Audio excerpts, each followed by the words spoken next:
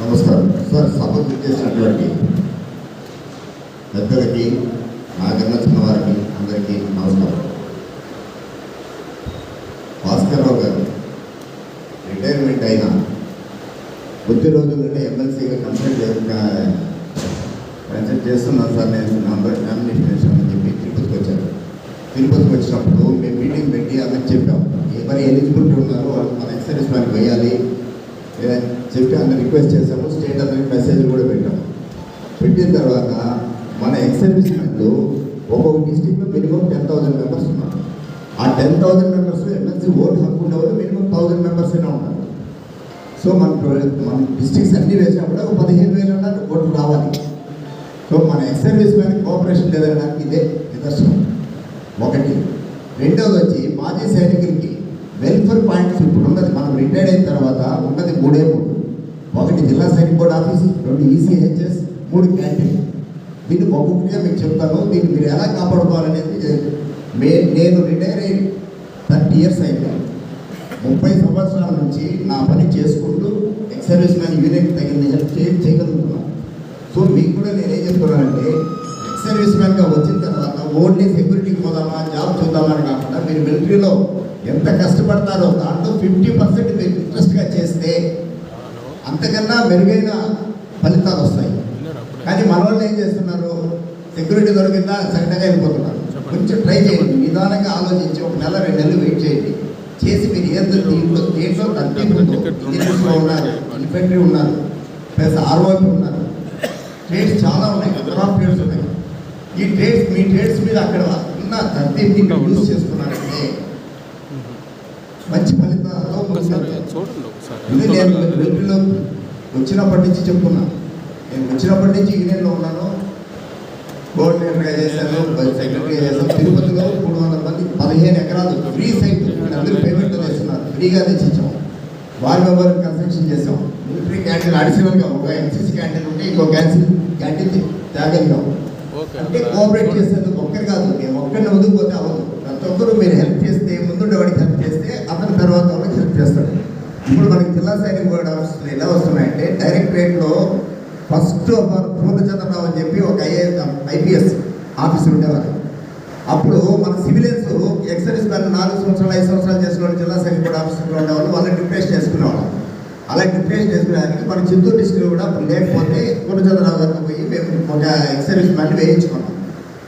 అతను ఏం చేశాడు అనేది మళ్ళీ అదన్నీ చెప్పకూడదు.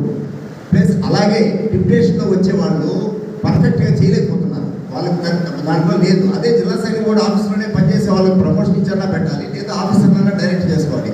అది మనం వచ్చే డైరెక్టరేట్లో వచ్చేవాళ్ళు. ఫస్ట్ బ్రిగేడియర్ విద్యాసాగర్ గారు వచ్చారు. అతను ఏం చేశాడు, అతనికి కన్వీనెంట్ ఉండే వాళ్ళని చేసుకుంటూ వచ్చారు. కొన్ని మంచి చేశారు, కొన్ని చెడ్డ చేశారు.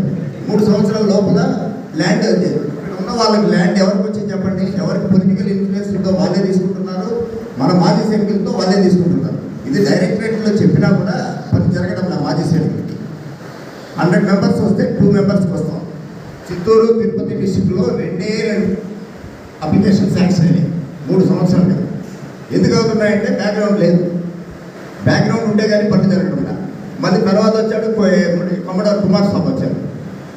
కొమ్మడారు కుమారస్వామి కొన్ని రోజులు పెట్టారు, 1 సంవత్సరం లేదు 3 సంవత్సరాలు చేశారు. అయినా ఎవరికైనా వస్తున్నాయంటే ఎవరికి రావడం లేదు. MRO దగ్గరికి పోతే BRO లేదు, BRO పోతే RI రాలేదు, ఇదే పెట్టి చెప్పి తిరుగుకుంటూ ఉన్నారు, పని జరగడంలా. ఇప్పుడు వచ్చారు వెంకటరెడ్డి గారు. వచ్చిన ఒక బ్రిగేడియర్ విద్యాసాగర్ ఉన్నప్పుడు సంవత్సరానికి 1 రౌండ్ వేసేవాడు. కుమారస్వామి వచ్చినప్పుడు 2 సంవత్సరాలు 1 రౌండ్ వేసేవాడు. ఇప్పుడు వెంకటరెడ్డి గారు వచ్చారు, 1 రౌండ్ కూడా వేయలే. ప్రతి జిల్లా సైనిక్ కూడా ఆలోచిస్తూ ఒకసారి వెళ్తారు, అక్కడ ఉండే వాళ్ళు కలుస్తారు. ఎదురా మాట్లాడదా 170 యూనిట్లు ఉన్నాయి, నేను ఎక్కడికి పోయేది అంటాడు. ఆయన భవనకర్లా వచ్చి మాట్లాడితే కూడా సరిపోతుంది, అది రావడం లేదు. సో మన దగ్గర ఉన్న వాళ్ళే మనకు హెల్ప్ చేయడం లేదు. టీటీడీలో ఎక్సర్వీస్ మ్యాన్కే ఫస్ట్ ప్రియారిటీ ఉండింది. మనం ఏం చేసాం, ఒక క్యాపిటల్గా వచ్చిన అతన్ని సెక్యూరిటీ విజిలెన్స్ ఆఫీసర్గా అప్పుడు ఎమ్మెల్యే దగ్గరికి, MP దగ్గరికి పోయి తిరిగి జాయిన్ చేయించాం. చేసిన 1 సంవత్సరానికి వాడు మారిపోయాడు. వాడు ఎక్సర్వీస్ మ్యాన్కి హెల్ప్ చేయడం లేదు. రెడ్ హ్యాండెడ్గా ఒక లేడీని పట్టుకొని టైం ఇది చేస్తామంటే భాష డెఫినెట్గా మన భాష ఉండాలి. వాటర్ పేరు పెట్టాం, అన్నీ పెట్టాం, మేము ఒకటి ఇచ్చాం.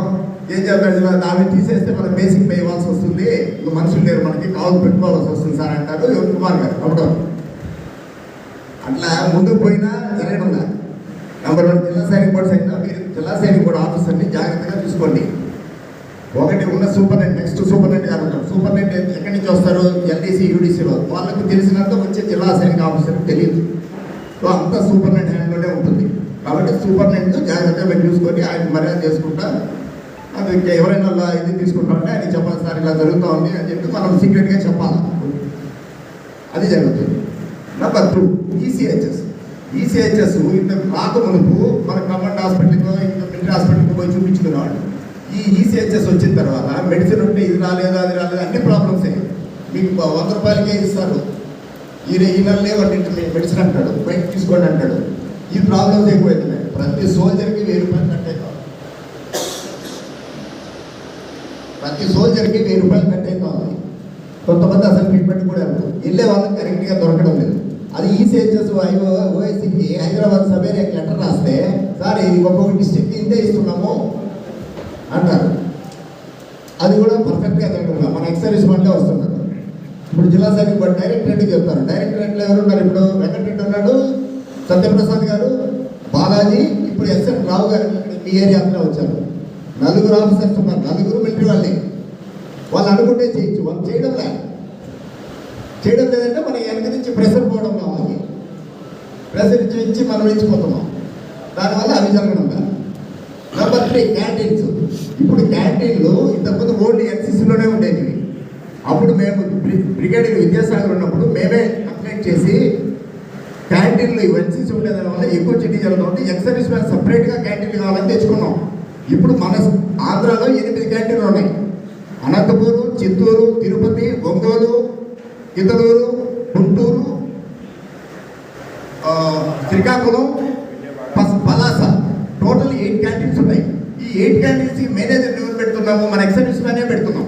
1 సంవత్సరం ఉంటాడు, 2 సంవత్సరం బాగా చేస్తాడు, 3వ సంవత్సరం నుంచి కరప్టెడ్ స్టార్ట్ చేస్తున్నారు. ఇప్పుడు తిరుపతిలో 2 హ్యాండెడ్గా మేమే పెట్టించాము. ఈ కరప్టెడ్ అయ్యేదాన్ని మనం పైకి రిపోర్ట్ చేస్తే పైన మేనేజ్ చేస్తున్నాం, పైన వాళ్ళు రానివ్వడం. అందుకని ప్రతి క్యాంటీన్కి మాలాగా ఇప్పుడు ఈ 8 క్యాంటీన్లు చెప్పాను, 8 క్యాంటీన్ వాళ్ళు ఇక్కడ ఉన్నారనుకుంటాను నేను, స్టేట్ మొత్తం ఉన్నాను. ఒక్కొక్క క్యాంటీన్కి ఒక్కొక్క కమిటీ తయారు చేసుకున్నాం, 10 మెంబర్స్. ఈ 10 మెంబర్స్లో అక్కడ ఏం జరుగుతుందో అబ్జర్వ్ చేయండి. మీరు కంప్లైంట్ ట్రై చేసి పంపించారంటే ఆ క్యాంటీన్ మేనేజర్ మార్చేస్తారు. 3 ఇయర్స్కి ఒక క్యాంటీన్ మేనేజర్ని మార్చాలి. ఎక్సర్వీస్ వాళ్ళు చాలా మంది ఉన్నారు, అందరికీ ఛాన్స్ ఇవ్వాలని మేము రిపోర్ట్ చేసాం. ప్రతి నాయక సుబేదాన్ని కావాలంటే నాయక సుబేదాన్ని తీసుకోండి. కాకపోతే 3 ఇయర్స్కి ఒకరు మార్చుతూ ఉంటే ఇప్పుడు 11 మంత్స్ తీసుకున్నాడు. ఫస్ట్ ఇయర్ బాగా చేస్తాడు అని పెట్టుకోండి, 2వ సంవత్సరం పెట్టుకోండి, 3వ సంవత్సరం పెట్టుకోండి, 4వ సంవత్సరం నెక్స్ట్ ఛాన్స్ ఇవ్వండి అని చెప్పి బిల్ పెట్టాం. ఇప్పుడు 11 మంత్స్ టర్నోవరే ఇస్తున్నారు, పర్మనెంట్ జాబ్స్ ఇవ్వడం లేదు. కాబట్టి అది కూడా మీరు క్యాంటీన్లు చేసుకోవాలని చెప్పి కోరుకుంటున్నాను. మీ వెల్ఫేర్ పాయింట్ చెప్తున్నా, ఇవి పర్ఫెక్ట్గా మీరు చేసుకోగలిగితే, ఇది చేసుకోవాలంటే మీరు యూనియన్ వాళ్ళకి సపోర్ట్ చేయాలి. ఇప్పుడు భాస్కర్ ఒకడే ప్రాంతానికి అవ్వదు, మీ వంతు మీరు కృషి చేయండి, కృషి చేసి అతనికి సపోర్ట్ చేయండి. ఇంకోటి ఏమవుతుందంటే ఒకసారి అసోసియేషన్ ముందుకు పోతుందంటే ఇంకా 4 వస్తారు మళ్ళీ, నేను కూడా ఒక అసోసియేషన్ పెట్టాను. ఇలా ఉండే దానివల్ల కూడా ప్రాబ్లమ్స్ వస్తున్నాయి. తిరుపతిలో 3600 మంది లైవ్ పర్సన్స్ ఉన్నారు. ఇప్పుడు మేమేం చేస్తాము, వార్మల్ వల్ల ఒకటే ఉంది కాబట్టి ఆర్మీ, నేవీ, ఎయిర్ ఫోర్స్ అన్నిటికీ కలిపి ఒకే పార్టీ పెడతాం, ఒకే చోట పెడతాం ఫంక్షన్. ఆగస్ట్ 15th, జనవరి 26th కార్గిల్ డే. ఈ ఫంక్షన్ ఖచ్చితంగా చేసుకోవాలి. అప్పుడు డొనేషన్స్ మీరు డొనేషన్ చేస్తారో ఇప్పుడు లెటర్ తీసుకెళ్ళి కూడా ఇచ్చాము. ఇది కావాలని చెప్పి మేము కోరుకుంటున్నాము. దాన్ని కూడా మేము ప్రయత్నిస్తున్నాం. మళ్ళీ భాస్కర్ మేము పర్సనల్గా అక్కడ తిరుపతిలో కూడా కలుస్తున్నాం. అదైతే మీకు ఇంటిమేషన్ ఇస్తాం. ఇది తప్పకుండా మీరు పాటించాలని మీ యూనియన్లో ఉన్న ప్రతి ఒక్కరిని ప్రార్థిస్తున్నాం.